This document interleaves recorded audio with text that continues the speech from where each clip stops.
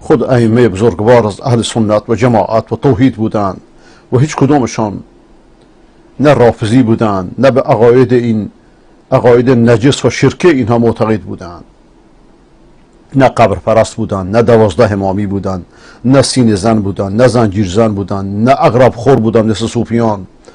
و هیچ با این بدعت ها، با این شرکیات، با این خرافات، با این لاطائلات می جنگیدند مثل بقیه مسلمانان. و اصلاح خرافاتی را که شاگردان کلیسا و کنیست و آتشکده و از فرهنگ های متفاوت هر کسی بنا به موقعیت اجتماعی خود، بخصوص از تصوف عجمی به قول اقبال بزرگ وارد اسلام کرده اند، چه در لباس تشیع مخصوصا و چه در لباس تصوف بعضا، اصلاح همه این عیوب راهش قرآن است و بس. لیکن تا یار کرا خواهد و میلش به که باشد. قرآن شفاء دل هاست. تنها کتابی که خداوند اون را شفا نامیده قرآنه. همین قرآنی که امام پیامبر بوده، همین قرآنی که حجت بر جن و انسه، همین قرآنی که نجسهایی چون خمینی تا کلینی، چون مجلسی تا کرکی مدعیند که قابل فهم نیست. جز امام موهومشو که رفت چفوندنش تو سرداب، اینو نمیفهمند، برای که با اسلام بازی کنند، با خروارها روایتی که تراشیدند و میلیون ها شیعه رو با این روایت ها فریب دادند. لیکن امروز که عصر انفجار معلومات، هیچ کسی عذری نداره پیش خدا که بگه من نفهمیدم، خبر به من نرسیده، نمیدونستم. کافیه با یک کلیک همه معلومات جهان رو زیر انگشتت بیاری در هر موردی. کافیه تعصب رو از خود دور کنید. کافیه تعصب های قومی و نژادی و زبانی و مذهبی و فرقه‌ای رو از خود دور کنید. چشم داری تو ز چشم خود نگر، منگر از چشم آخوند سفیه بی هنر. گوش داری تو ز گوش خود شنو، گوش گولان را چرا باشی گرو؟ گوش پیران را، گوش آخوندان را، گوش این و آن را چرا باشی گرو؟ مگه خدا به خودت گوش نداده؟ به خودت چشم نداده؟ به خودت فکر نداده؟ چرا به خودت ارزش قائل نیستی؟ من نمیفهمم. نمیفهمی؟ چطور دنیا رو میفهمید؟ دین رو نمیفهمید؟ خرید و فروش رو میفهمید؟ ساختار رو میفهمید؟ پزشکی رو میفهمید؟ این و آن رو میفهمید؟ نوبت دین که رسید تقلید میکنید؟ قرآن شفاء دل هاست، کتاب دل هاست. رسیدیم به آیه شریفه 18 از سوره رعد. تلاوتش را بشنویم.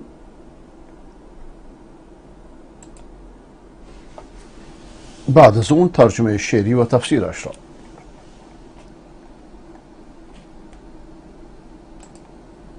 للذين استجابوا لربهم الحسنى والذين لم يستجيبوا له لو أن لهم ما في الأرض جميعا ومثله معه لافتدوا به أولئك لهم سوء الحساب ومأواهم جهنم وبئس المهاد.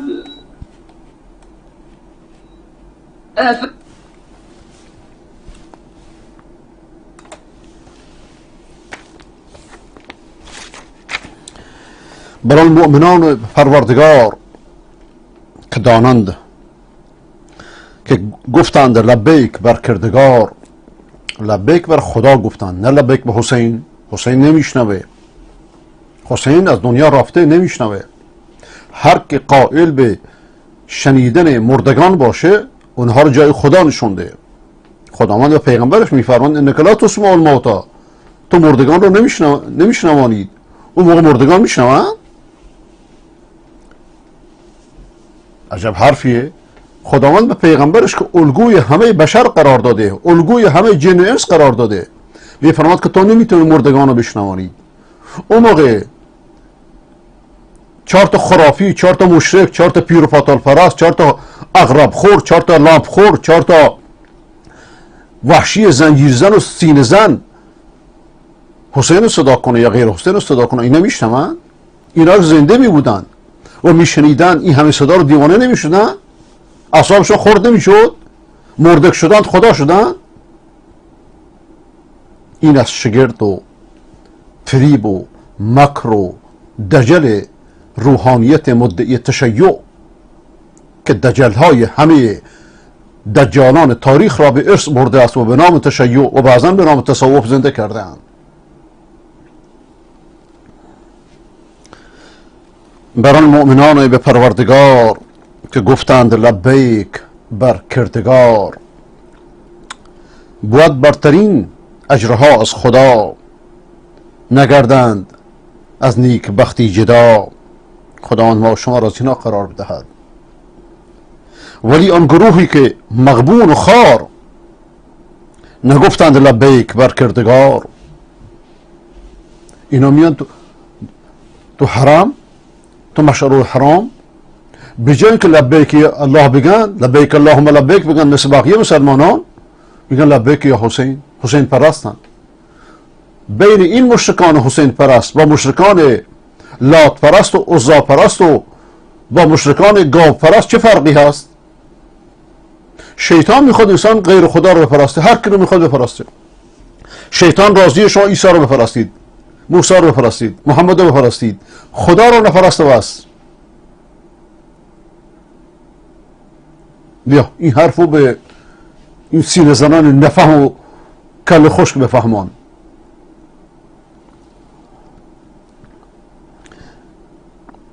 ولی آن گروهی که مغبون و خار نگفتند لبیک بر کردگار، دو چندان ارز کنندی فدا، کنند از عقوبت مگر خود رها. بشنوید سینه زنان و زنجیر زنان و حسین پرستان و علی پرستان و پیر پرستان و جیلانی پرستان و سیفی پرستان و بقیه مرد پرستان، بر آنها حسابی است بسیار سخت، به دوزخ درآیند بس تیر بخت. که بد جایگاهی است آن جایگاه، بر آنها چه سخت است آن پایگاه. خدا آن همه و شما را از این بد جایگاه نجات بدهد.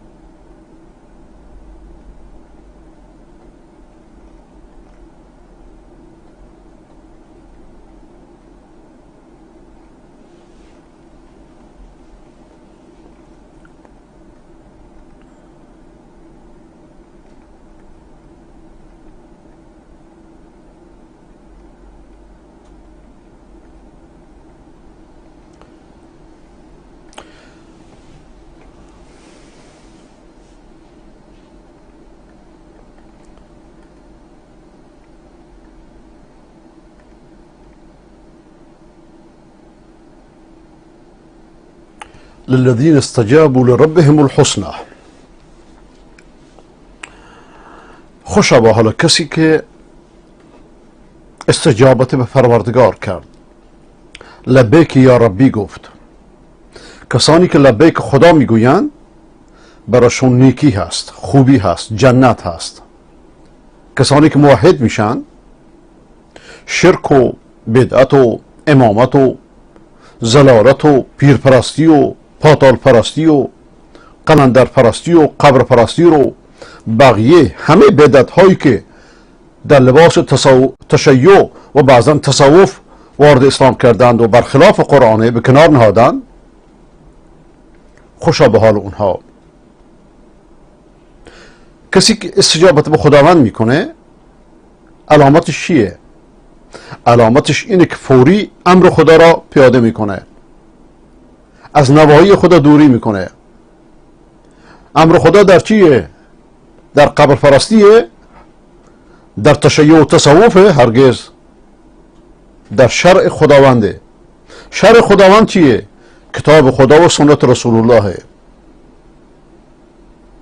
که مذاهب فقهی همه مذاهب فقهی که در دایره کتاب و سنت بحث میکنند، از مذاهب اربعه گرفته تا مذاهب سبعه، غیر از مذهب گمراه مدعیان تشیع که اصلا ارزش اینو نداره که جز مذاهب اسلامی حساب بشه، از بس که باش بازی شده، خروارها دروغ درش قاطی شده. یک امام از ائمه مسلمین در طول تاریخ اسلام اینها رو به رسمیت نشناخته. یک امام یه فتوایی درست کردن الکی به اسم شیخ شالتوت. تازه شیخ شالتوت گمراهی دیگه هم داشته، احادیث متواتر منکر شده، فرضاً که این مذهب رو به رسمیت شناخته باشه. شیخ شالتوت در مقابل ابو حنیفه و شافعی و مالک و احمد بن حنبل و جعفر صادق و سفیان ثوری و صحابه و تابعین که هستش. دقت می‌فرمایید؟ اگرچه خودش نسبتاً عالم بزرگواریه از علمای اخیر، لیکن این فتوایی که به اسمش ساختن اصلا درست نیست، دروغه. در وثایق ازهر هم نیستش، وجود نداره. و مذاهب فقهی بارها عرض کردم هر چقدر بیشتر باشه بهتر، برای که همش بحث از کتاب و سنته، لیکن برای حل مشکلات جامعه اسلامی. اما تفرق در عقیده، مذاهب عقیدتی در اسلام اصلا مجالش نیست. در عقیده نمیشه اختلاف کرد. آقا دوتا خدا هست یا ستا یا یکی؟ اینجا یا اسلام یا کفره. قیامتی هست یا نیست؟ اینجا یا اسلام یا کفره. توحید یا شرک، اسلام یا کفره. پس کسانی که استجابت به خداوند میکنند علامتشون اینه که امر خدا رو اجرا میکنند، یعنی کتاب و سنتو، یعنی شرعشو، قرآن رو میخونند، عمل میکنند، حق رو میشنوند، میخوانند، میفهمند، عمل میکنند، ملتزم به حقند، ملتزم به کتاب و سنتند.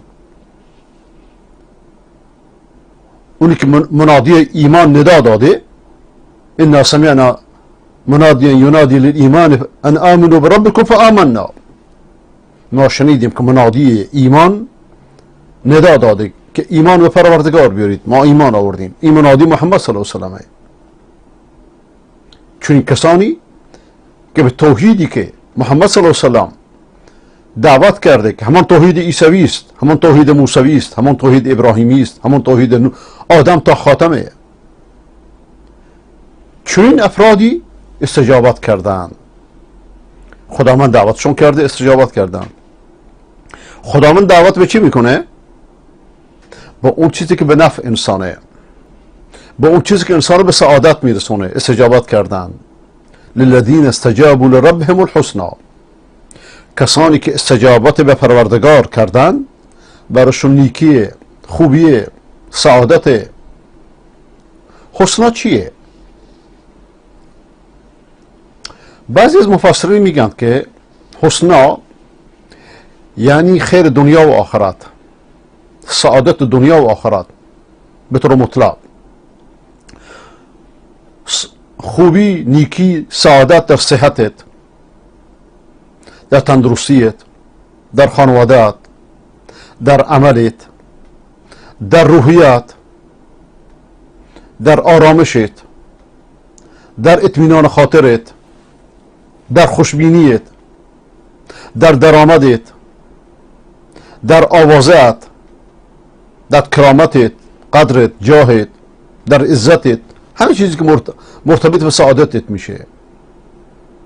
للذین استجابوا لربهم الحسنى، به هر اندازه که استجابتت به خداوند، به شرع خداوند، به کتاب و سنت بعد از توحید بیشتر باشه، همه این نعمت ها بیشتر بهت نزدیک میشه و این حسنا و این نیکی ها و این سعادت در دنیا قبل از آخرته. خب علامت صدق و راستی ایمانت در چیست؟ در دقت استقامتت و از نتیجه استقامتت سعادتت در دنیا قبل از آخرته. من عمل صالحا من ذكر او انثى وهو مؤمن فلنحيينه حياة طيبة، در سوره نحل آیه 97. هر کسی که عمل نیکی انجام دهد از مرد و زن و او مؤمن موحده، یکتا پرسته، مشرک نیست، قبر پرست نیست، 12 خدایی و 14 خدایی و 14 امامی نیست، یکتا پرسته، پیر پرست و پاتال پرست و قلندر پرست و بقیه خرپفکن ها نیست، مؤمن به خداوند و رسولش، یکتا پرسته، همون ایمانی داره، به همون اصول ایمان داره که پیامبر صلی الله علیه و سلم ایمان داشته، به اصحابش آموخته، به اهل بیتش آموخته، به مسلمانان آموخته. چنین اشخاصی که ایمان دارند و عمل صالح انجام میدن، فلنحینه حیاة طیبه، ما بهش زندگی خوبی نصیبشون خواهیم کرد. خداوند میفرماید، خداوند راستگوست. در سوره دیگر، در سوره شعراء، و من اعرض عن ذکری فإن له معیشة ضنکا و نحشره یوم القیامة اعمی. هر کسی که از یاد من اعراض کنه، یا یاد من یا حسین بگه، یا علی بگه، یا نبی بگه، یا جیلانی بگه، یا قلندر بگه، یا پیر بگه، این شرک مطلقه. هر کسی که از یاد من اعراض کنه، فإن له معیشة ضنکا، زندگی بسیار سختی خواهد داشت و تازه زندگی سخت به جای خودش، و نحشره یوم القیامة اعمی، روز قیامت کور محشورش میکنیم. ولذا در سوره شعراء میفرماید فلا تدعوا مع الله الها آخر فتكون من المعذبین. با خداوند خدایان دیگری رو نخوانید، خدای دیگری رو نخوانید که از عذاب شدگان قرار میگیرید. قرآن میفرماید غیر خدا رو نخوانید، یعنی هر که باشه، چه امام باشه، چه پیامبر باشه، چه قبر باشه، چه فرشته باشه، اگر چنین کردید از معذبان میشید، از عذاب شدگان میشید. آخوند نجس مشرک امام تراش و دکاندار که دکان امامت باز کرده میگه خواندن خدا بدون علی شرکه. ببینید ای بیننده ارجمند، بینندگان ارجمند، که با خوردن حرام، خمس حرام، چگونه قلبها چپه میشه، عقلها چپه میشه. خداوند میفرماید در سوره نمل فتوکل علی الله انک علی الحق المبین. ای پیامبر، و بعد از پیامبر یعنی همه امت، در سوره نمل بر خدا توکل کن که تو بر حق واضح و روشن هستید. روحانیت های مشرک، عیسی پرست، علی پرست، عزیر پرست، در لباس تشیع، در لباس تصوف، در لباس یهودیت، در لباس مسیحیت، یکی میگه قلب تو به عیسی بده، یکی میگه کشتی حسین سوار شو، و قصه لهذا. خداوند در کتابی که جن و انسو بر اساس این کتاب محاسبه خواهد کرد و این کتاب تنها حجت خداوند در روی زمینه. روز قیامت انسانها و جنها مکلفان بر روی این کره زمین از تورات، امروز از تورات سوال نمیشن. وقتی تورات آمده چرا؟ امروز از انجیل سوال نمیشن وقتی که آمده چرا؟ برای که الان وجود نداره اصلش. این یک ثانیه منسوخ شده. تورات اصلی کجاست؟ هیچ که نمیدونه، یهودیان هم نمیدونن. اومدن فلسطین گرفتن، غصب کردن، دوباره تورات اصلی زیر خروارا خاک. به دروغ، همه دروغ هایی که شما نزد شیعیان میبینید از اونها از استادانشان به ارث بردن.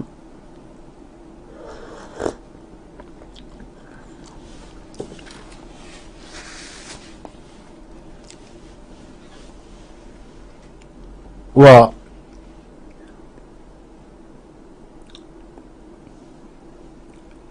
یکی میگه سوار کشتی حسین شو.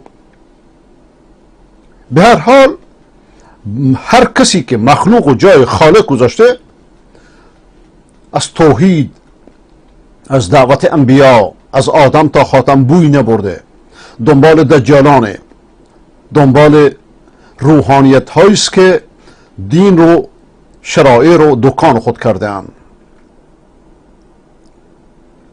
خداوند به پیغمبرش میفرماید در سوره تور آیه 48، جزئی از آیه 48، واصبر لحکم ربک فانک باعیننا. شکیبا باش بر حکم پروردگارت ای محمد، یعنی همه امت در ورایت، به در میزند تا دیوار بفهمد. فانک باعیننا، تو بر چشمان ما هستی. یعنی هر کسی که بر حکم پروردگار صبر کنه، شکیبایی کنه، همچنان که پیامبر خدا صلی الله علیه و سلم زیر چشمان خدا بوده، او هم اینچنین قرار میگیرد. بلکه خداوند در سوره حج آیه 38 میفرماید ان الله یدافع عن الذین آمنوا. خداوند از کسانی که ایمان آوردن دفاع میکنه، ایمان توحیدی نه ایمان شرکی. در سوره مریم میفرماید ان الذين آمنوا وعملوا الصالحات سيجعل لهم الرحمن ودا. آنهایی که ایمان آوردن، نگفت به امامت ایمان آوردن، ایمانه، ایمان به خداوند، توحید. هیچ جا شما کمتر جایی میبینید که خداوند تنها ایمان ذکر کنه. ایمان بدون عمل صالح به چه درد میخوره؟ امکان نداره، جدا شدنی نیستن اینا.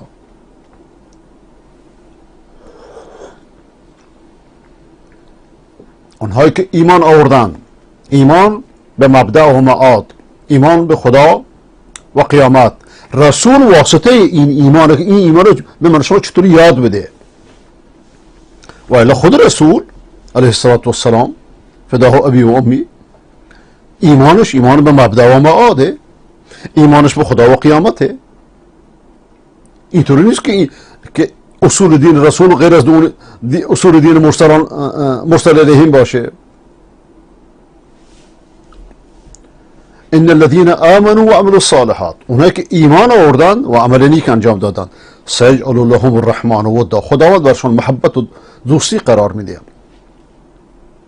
ولذا در سوره توبه جزئی از آیه 51 میفرماد که قل لن یصیبنا الا ما كتب الله لنا. بگو هیچ چیزی بر ما اصابت نمیکنه، به ما نمیرسه، بر سر ما نمیاد مگر اون چرا خدا بر ما نوشته. ولذا در سوره اعراف میفرماید والعاقبة للمتقین، سرانجام با تقوا پیشگانه، با متقیانه، نه با تقیه پیشگان، نه با کسانی که 90% دین رو تقیه کردن، قانون اساسی با دروغ نوشتن، در ملأ عام خمینی ملعون وعده حقوق بشر داد، وقتی که به قدرت رسید روی لنین و استالین رو سفید کرد که لعنت خدا بر او و بر شاگردانش باد. خداوند در سوره روم جزئی از آیه 47 میفرماید و کان حقا علینا نصر المؤمنین، بر ما حقه. خداوند این حق بر خودش گذاشته که مؤمنان رو نصرت بده، به شرطی که مؤمنان مؤمن باشن، نه اینکه مؤمنان اسمشون مؤمن باشه، عملشون اسمشون با یزید باشه، عملشون یزید رو شرمنده بکنه. وقتی که اسرائیل غاصب فلسطین رو غصب کرد، زیارتگاه ها، بتکده های یهود 3 تا بود، زیارتگاه ها، بتکده های مسلمانان 11 تا بود. در چنین وقتی که همه بتکده میپرستن، زیارتکده میپرستن، خدا کی رو نصرت میکنه؟ اونی که گزورش بیشتره، اونی که انگلیس و امریکا پشت سرشن. اما و کان حقا علینا نصر المؤمنین، مؤمنین نصرت طالبان به ایمان تکیه کردن، با اجر بجری که دارن. نگاه کنید خداوند در مقابل امریکا 2 دفعه چطوری پیروزشون کرد. چرا اخوان پیروز نکرد؟ این همه درسای بزرگیه. چرا باقی احزاب اسلامی 70 80 90 سال یکی به در میزنن یکی به تخته پیروزشون نکرد؟ برای منهجشون درست نیست. خداوند در سوره انبیا میفرماید و کذالک ننجی المؤمنین، و این چنین مؤمنان رو نجات میدیم. یا در سوره انبیا فنادى في الظلمات ان لا اله الا انت سبحانك اني كنت من الظالمین. یونس در ظلمت های سگانه، در ظلمت شب، در ظلمت دریا، در ظلمت شکم نهنگ فریاد زد که ای پروردگارا معبودی راستین جز تو نیست. شیعه میگه آل بیت صدا کرده. دروغ های خنک، فریبنده، بی اساس. در اون ظلمت ها ندا داد که معبودی راستین جز تو نیست، تو منزهی خدایا، من از ظالمانم. فاستجبنا له، وقتی که اظهار عجز کرد استجابتش کردیم. و نجیناه من الغم، و از غم نجاتش دادیم. جالبی قسمت اخیره و کذالک ننجی المؤمنین، و این چنین ما مؤمنان رو نجات میدیم، به شرطی که تنها به خداشون چنگ بزنند. یا در سوره هود فکیدونی جمیعا ثم لا تنظرون. هرچه هود علیه السلام میفرماد که هرچه دلتون میخواد توطئه بچینید، هیچ معطل نباشید، هرچه قدرت داری مصرف کنید. یه نفر در مقابل قدرت، اینی توکلت علی الله ربی و ربکم. مولا عمر خدا رحمتش کنه میگفت که خداوند به ما وعده داده و بوش ما وعید. ببینیم وعده کی صادق میشه. 20 سال نگذشت این وعده رو دیدیم دوباره. ولی قدر این وعده را بدونید، قدر این نصرت رو بدونید. با سنی کشی، با عالم کشی، با غیر مقلد کشی، همون خدایی که نصرت اول از اون گرفت، همون خدا دوباره همین نصرت از اون خواهد گرفت. قدرت کسی را مست نکند. متاسفانه انسان وقتی به قدرت میرسه کمتر نصیحت میشنوه. فکیدونی جمیعا ثم لا تنظرون. هرچه توطئه میچونید، هرچه کید و مکر دارید، همگی دست جمعی با هم کار کنید، اصلا منتظر نباشید. چرا؟ انی توکلت علی الله ربی و ربکم. من بر خدا و بر خداوند خودم و بر خداوند شما توکل کردم. و ما من دابة الا هو آخذ من ناصیته. هیچ جنبنده ای نیست مگر که مهارش دست اوست. مهار همه جنبنده ها، مهار شوروی مهار دست که بود، مهار انگلیس دست که بود، مهار پرتغال دست که بود، مهار امریکا الان دست کیه، مهار روسیه الان دست کیه، مهار چین دست کیه. لیکن ظالم شمشیر خداونده، با این شمشیر مردم میزنه، دوباره از خودش انتقام میگیره. از ظالم صوت الله ينتقم به ثم ينتقم منه. ما من دابة الا هو آخذ من ناصیتها. هیچ جنبنده ای نیست مگر اینکه مهارش دست خداونده، موی پیشانیش دست خداونده. ان ربی علی صراط مستقیم. پروردگارم بر صراط مستقیمه. این آیه ها مفاهیمش، مدلولاتش، اگه انسان بهش ایمان بیاره در حد ذات خودش آرامش میاره، حتی برای جسد صحت و تندرستی میاره. تازه ترین بررسی های پزشکی نشون میده که اکثر امراض قلب، اکثر امراض دستگاه عصبی، دستگاه گوارش، علتش روحی روانیه. ناآرامی، ترس، هم، غم، تشتت، تفرق. انسان وقتی که در ترس فقر زندگی میکنه گویا در فقره. وقتی از ترس مرض باشه گویا در مرضه. وقتی شما امید یک مصیبت داشته باشی گویا در مصیبتی.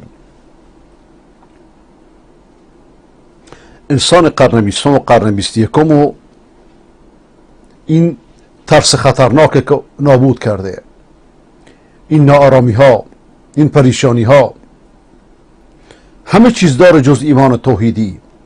و علاجش ایمانه، ایمان درست، ایمان توحیدی به خداوند عزوجل. چون این ایمان استقرار میاره، ایمان درست به خداوند فی حد ذاتی صحت و آرامش میاره. ورزا بعضی از پزشکان میگن که فشار خون رو باید اسمشو گذاشت فشار هم و غم. این هم و غم که فشار خون میاره. فشار خون عمر انسان رو کم میکنه از نظر پزشکان. همش باید در طول عمرش باید دوا بخوره. جدیدترین بررسی ها نشون میده که آرامش روحی، خوشبینی، اطمینان داشتن،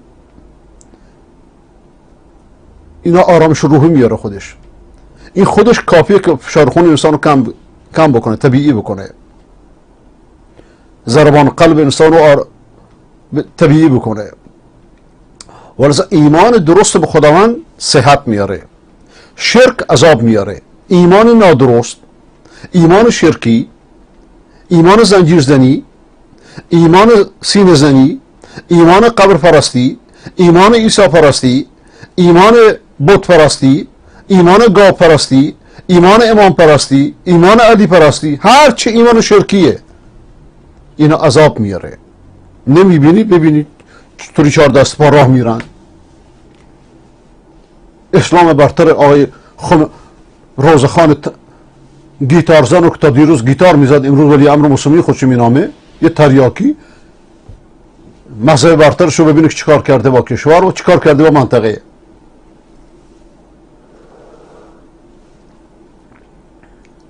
اما ایمان توحیدی بر صحت، بر جسم صحت میاره. برای همطور که عرض کردم فشار هم و غم که انسان نابود میکنه و شرک بالله، شرک به خداوند، اینکه شما کدوم امام راضی کنید، کدوم انسان رو راضی کنید، این در حد ذاتی ناراحتی میاره، غم میاره، هم میاره، فشار عصبی انسان رو بالا میبره. ولذا زهد آرامش میاره، توکل بر خداوند آرامش میاره. زهد درست، نه زهد صوفیان. تسلیم شدن به خداوند آرامش میاره. اطمینان داشتن و راضی شدن به تغییر خداوند آرامش میاره. ورزا انسانی که ایمان درست بیاره جسدش راحت میشه. یادم میاد یکی از بینندگان ارجمند اسمش مهدی بود، مدت هاست که ازش خبری ندارم. با هر باری که ما فرکانس عوض میکنیم کلی از بینندگانمون رو از دست میدیم و دستگاه جاسوسی ایران هر بار یه مصیبت ما رو میندازه. یه بار جاسوس سنی میندازه مثل آبکار فریبکار، یه بار جاسوسای شرکت های جاسوسی به سر ما میندازه و هاکذا.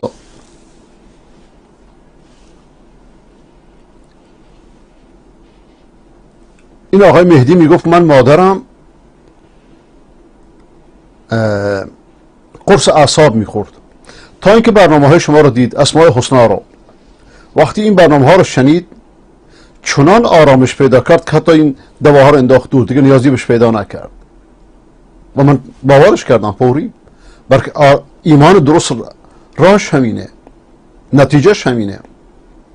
ولذا قرآن میفرماید فلا تدعوا مع الله اله آخر فتكون من المعذبین. با خداوند خدای دیگری رو نخوانید که از عذاب شدگان میگردید. یعنی هر کسی رو با خدا خوندید اون جای خدا قرار دادید. قرآن اینو میگه. آخوند نجس مشرک روحانی نما میگه اگر خدا رو تنها بخونید شرک ورزیدید، چون شیطان خدا رو خونده تنها. مگه پیغمبر خدا رو تنها نخونده؟ پیغمبر گفته یا علی؟ پیغمبر گفته یا خودم؟ در جواب این آخوند اطلاعاتی گفتم که شیطان به خدا آگاهتر از شما پلیدها بوده.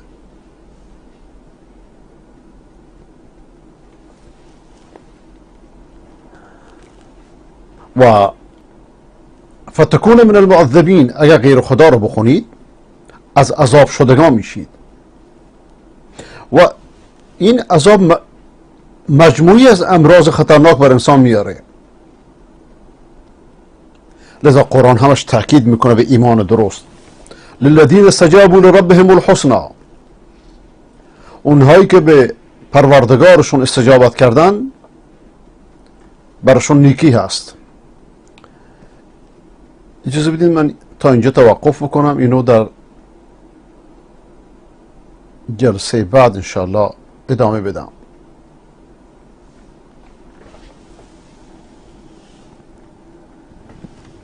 وآخر دعوانا الحمد لله رب العالمين وصلى الله على سيدنا محمد وعلى آله وصحبه أجمعين.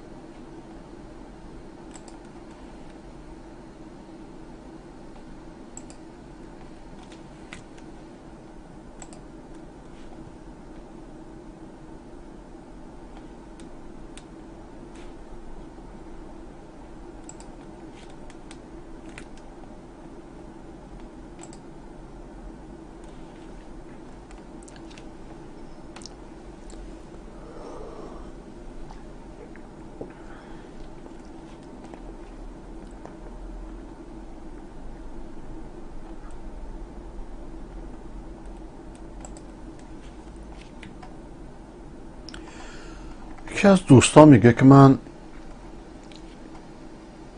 سلام علیکم السلام، خسته نباشید، منم برنامه شما رو دیدم، هدایت شدم، هر روز قرآن میخونم، ممنون از برنامه زیبایتون، اسم من حسین است. چه اسم خوبی. البته امیدوارم که این اسمتون اسم مستعار باشه. اگه پیام منو دیدین جواب بدین. برنامه شما را تماشا کردم، از حرفاتون خوشم آمد و این افرادی که زنگ میزنن بی تربیتی میکنن من خیلی بدم اومد از اونها و منم خواستم به شما ایمان بیاورم. نه، به من ایمان نیاور، به خدا و رسول ایمان بیاور. یعنی مقصود اینه که حرفای شما رو گوش کردم و این شریفه های کثافت که زنگ میزنن اذیت میکنن شما را، من خیلی ناراحت شدم. این شریفی های اطلاعاتی قدیمه ها می اومدن چون من تلفن رو باز میکردم، بعد تجربه ثابت کرد که تلفن نگرفتن ها برنامه را آرامتر میکنه از یک طرف، نسبت به شرایط بنده که تنها سرباز تک نفره هستم راحت تره.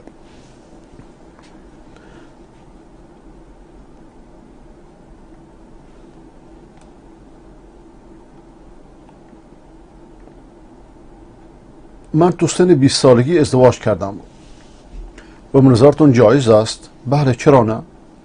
و الانم بچه هم دارم، به نظرتون جایز است؟ بله، چرا نه؟ تو 19 سالگی عقدمون بود و تو 20 سالگی هم عروسی بود. بسیار خوب، هیچ اشکالی نداره. من 20 سالمه و زنم 19 سالشه، هیچ مشکلی نیست. مبارکتون باشه.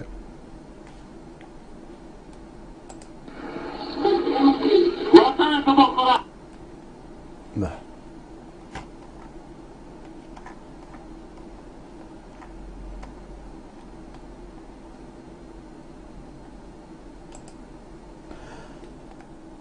این آخوند، آقای هدایت شده هیئتی، این آخوند که محمدی نام دارد و هر روز ساعتها در تلویزیون ملی و سراسری ایران برنامه دارد، در برنامه زنده تلویزیونی شروع به تخریب علامه برقع این بود که خواستم اگر صلاح میدینید پاسخی به او بدهید و چه چیزی به اطاعتون یبگوی این شخص بهتر از شما خواهش میکنم. شیخ سعدی خدا رحمتش کنه یک شب سرد از خانه آمد بیرون، سگا بهش حمله کردن، یه سنگی میخواد برداره که بزنه به سگا، دیست همه چی یخ بسته. گفت عجب شهریست. سنگ ها را بستند و سگ ها را رها کردند. الان ایران شرک زده اینجوری شده دیگه، سنگ ها را بستند و سگ ها را رها کردند، سگ های روحانیت نما را. لیکن بنده به شوخی میگم که خدا رو شکر چند تا کشور غیر مسلمان هست که آدم میتونه حرفاش از اونجا بزنه. دقت میکنید؟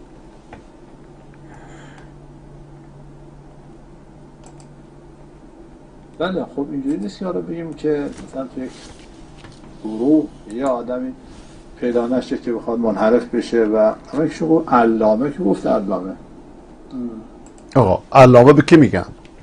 صیغه مبالغه. کسی که علم زیاد داره، یک نفر عالم حوزوی شما بیاری، چرا آقای خمینی نتونست جوابشو بده؟ آقای خمینی اولین کتابی که نوشت کشف اسرار در رد احمد کسروی بود، ولی نتونست جواب برقی رو بده. اون موقع علامه برقی خودش هم بر رد کسروی داشت کتاب می نوشت. وقتی که هدایت شد بر علیه خودش کتاب نوشت. انصاف اینجاست. کی بهش گفته علامه؟ قدر گل را گل شناسد، گوهر را گوهر شناس. چرا آقای منتظری نتونست جوابشو بده؟ چرا یکی از مراجع شیعه نتونست جوابش بده؟ این جواب خنک رو بذارین کنار که آقا ارزش جواب دادن رو نداشت. این جواب برای احمقانه. کسی که 500 تا نوشته کتاب و کتابچه و نوشته داره آدم کوچکی نیست، از افراد معدود رجالی حوزه، خودش کتاب رجالی داره، مثل قزوینی بی علم و بی سواد نیست که حساب کتاب بلد نباشه. شاعر، نویسنده، علامه، رجالی، ادیب. شما چه دارید که اون زیر سوال میبرید؟ اگه شما مردید بیاین کتاب بتشکنشو جواب بدید، کتاب تضاد مفاتیح جنان با اسلام و قرآنشو جواب بدید، بررسی علمی در احادیث مهدی رو جواب بدید. اگه شما مردید در حوزه مگه مرد پیدا میشه؟ شما که مشغول دزدیدن و چاپیدن ملتید که هرچی کتاب ها رو ضد اسلامی هم که جواب دادن، امثال آقای طباطبایی اینا که همینایی که شیعایی که هدایت شدن، شما حق دارید مشغول چپاولید. یکی جولب ستالت میزنه مثل آقای هادی غفاری، رهبر که چپاول دنیا رو کرده، مشغول چاپیدن مردمید. خمس براتون کافی نبود که بهش گفته علامه؟ گل آن است که خود بگوید، نام که عطار بگوید. جاهل نادان، آبروی خود میبرید و زحمت ما میدارید.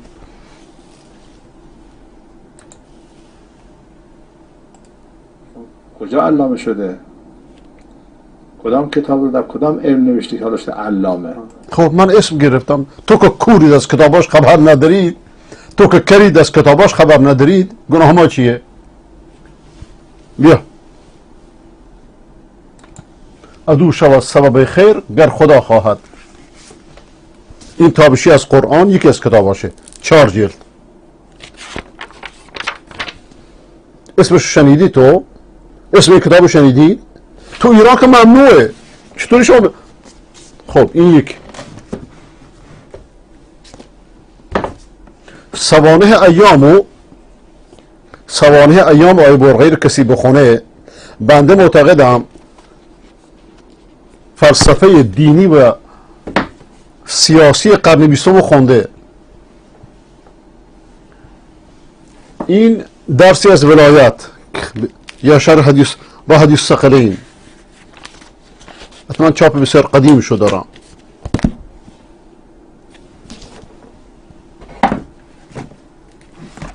این بتشکن که خود بنده ترجمهش کردم، اون موقع 1 جلد بود، بعد که به حاشیه‌اش اومد بیرون 2 جلدی شد. بعد با این اسم چاپ شد، عرض اخبار اصول بر قرآن و قول یا کسر و صنم، که در 2 جلد چاپ شد.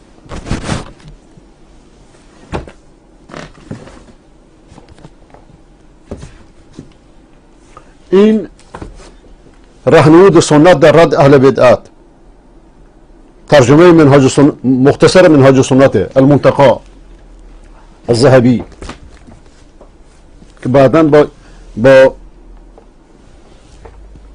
اینم چاپ شد و با این کتاب چند نفر زندانی شد.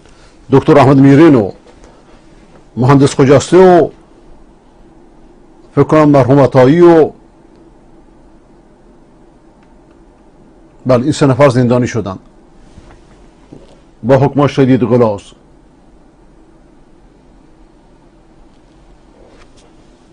و چه کتاب ها زیاد داره. راه نجات شر غلات ایشون و قلمداران. خب این از ایناش. شما اسم این کتابا رو شنیدید که اسم کتابا رو شنیدید؟ بریم جلوتر.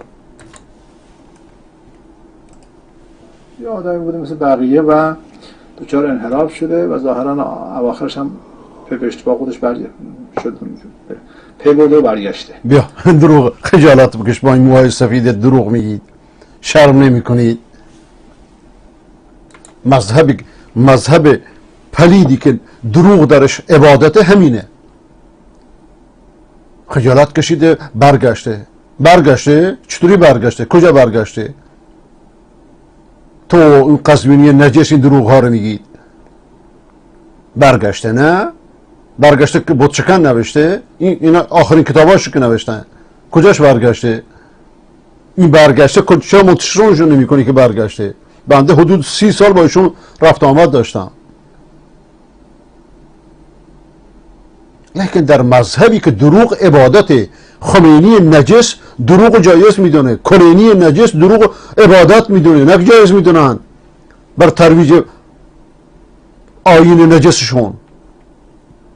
دروغ و جاسوسی و روزنا رو همه کارو هر چیزی که اسلام حرام دونسته اینا عبادتش دونستن، جایزش دونستن، عبادتش کردن. ولذا بنده اسم کتابم گذاشتم ویرانگری تشیع در اسلام. این مذهب ویرانگره، مذهب نیست، یک آیین ویرانگره، یک دین ویرانگره.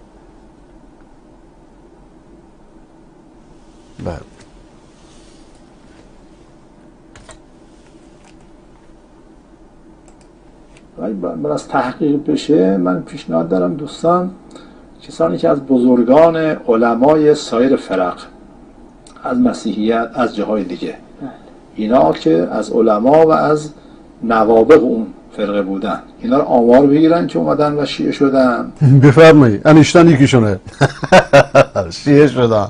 بفرمایید. چقدر جالب. آمار بگیرن از این دروغایی که میگن. خب یکی از اینا که شیعه شده یه جوانی بوده در نوجوانیش، آقای تیجانی، شما چندین کتاب اسمش هم نوشتید، ما باش مناظره کردیم، رسوا شد. همین آقا را خامنه‌ای که جاسوس خودش بود، جاسوس اطلاعات ایران، ایشون و اون نجدی به حضور پذیرفتن که سخنان شما از ولایت بود. یه مرد که مسخره، من همونجا مسخرهش میکردم، تو تلویزیون مسخرهش میکردم، بابا نوئل اسمش گذاشتم چون اول سال میلادی کلاه قرمز گذاشته بود. وقتی راجع به این کتاب ها باش مناظره میکردیم نمیفهمید، معلوم میشد که این کتاب ها مال خودش نیست. به احتمال زیاد کتاب ها را یا اطلاعات یا شیرازی ها نوشتن تحویلش دادن. و الا ممکنه شخصی کتاب بنویسه ندونه کتاب شیعه.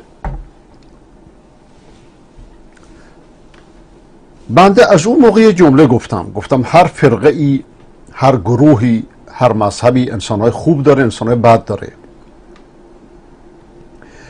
بدان ما پیش شما میان، اونک خمسه میخواند، اونک سیغه میخواند.